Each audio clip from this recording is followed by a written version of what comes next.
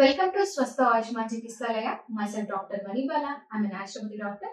ఈ రోజు మనం ఈ వీడియోలో హఠ యోగా గురించి మాట్లాడుకుందాం. ఈ హఠ యోగాలో హఠలో హ అంటే సన్, తా అంటే మూన్.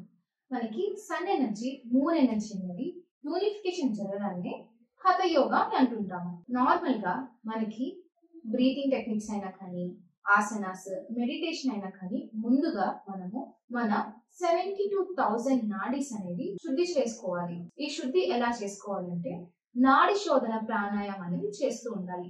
ఇది చేయడం వల్ల మనకి సుషుమ్నా నాడి అనేది యాక్టివేట్ అవుతూ ఉంటుంది. యాక్టివేట్ అయిన తర్వాత మనకి 7 చక్రాస్ అనేవి మన బాడీలో ఉంటాయి.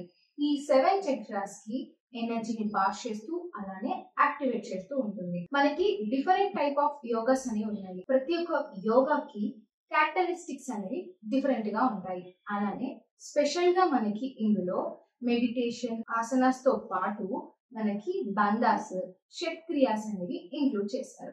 బంధాస్ అనేవి మనకి 4 టైప్స్: జలాంధ్ర బంధ, ఉద్యాన బంధ, మూలబంధ, మహాబంధ. మనకి ఈ చక్రాస్ తో పాటు ఈ బంధాస్ కూడా రిలేట్ అయ్యి కనెక్ట్ అయ్యి ఉంటాయి అన్నమాట.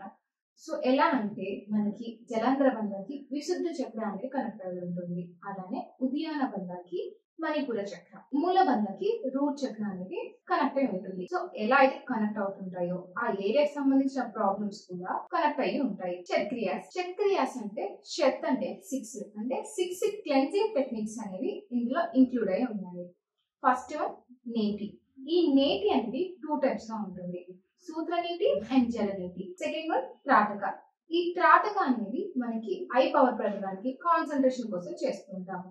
And third one dhauti. ఈ దౌతి కూడా మనకి ఇంటెస్టైన్ లో ఏదైనా వేస్ట్ ప్రొడక్ట్ మిగిలిపోయినా కానీ బయటికి రావడానికి యూజ్ అవుతూ ఉంటుంది. అలానే ఎవరికైతే కఫం ఎక్కువ ఉన్నా కూడా బయటికి రావడానికి యూజ్ అవుతూ ఉంటుంది. Fourth one kapalbhati.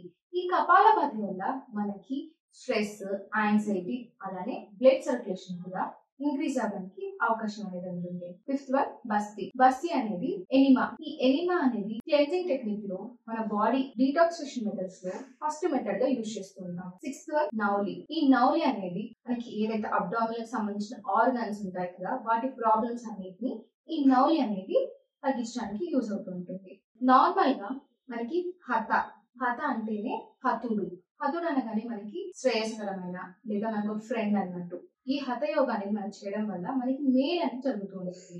ఎలా అంటే ఇప్పుడు నార్మల్ గా మెడిటేషన్, యోగా, ఆసనాస్ ఇవన్నీ మెంటల్ గా బ్యాలెన్స్ చేస్తూ ఉంటాయి. అలానే ఈ బంధాస్, క్రియాస్ ఇవన్నీ ఫిజికల్ గా కూడా బ్యాలెన్స్ చేస్తుంటాయి. అలానే స్పిరిచువల్ కూడా బ్యాలెన్స్ చేస్తుంటాయి.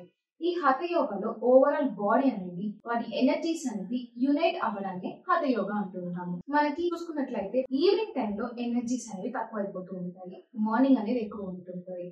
నార్మల్ మార్నింగ్ ఎనర్జీ సన్ తో పోలుస్తూ, నైట్ ఎనర్జీ మూన్ తో పోలుస్తూ ఉంటారు. సో ఎవరికైతే అప్ అండ్ డౌన్స్ ఉన్నా కూడా, ఈవినింగ్ అవన్నీ బాగా చిరాకు, ఇరిటేషన్ ఉన్నా కూడా, ఎవరికైతే నర్వస్ సిస్టమ్ ప్రాబ్లమ్స్ ఉన్నా కూడా ఈ హఠ యోగాని ప్రాక్టీస్ చేయడం వల్ల మంచి రిజల్ట్స్ అనేవి మీరు చూడొచ్చు. మీరు కనుక ఈ హఠ యోగాని ప్రాక్టీస్ చేయాలనుకున్నా కూడా స్వస్థ ఆయుష్మాన్ చికిత్సాలకు వచ్చినట్లయితే మేము మీకు ఈ హఠ యోగాని ఎలా స్టార్ట్ చేయాలనేది మేము మీకు నేర్పిస్తూ ఉంటాము. Thank you.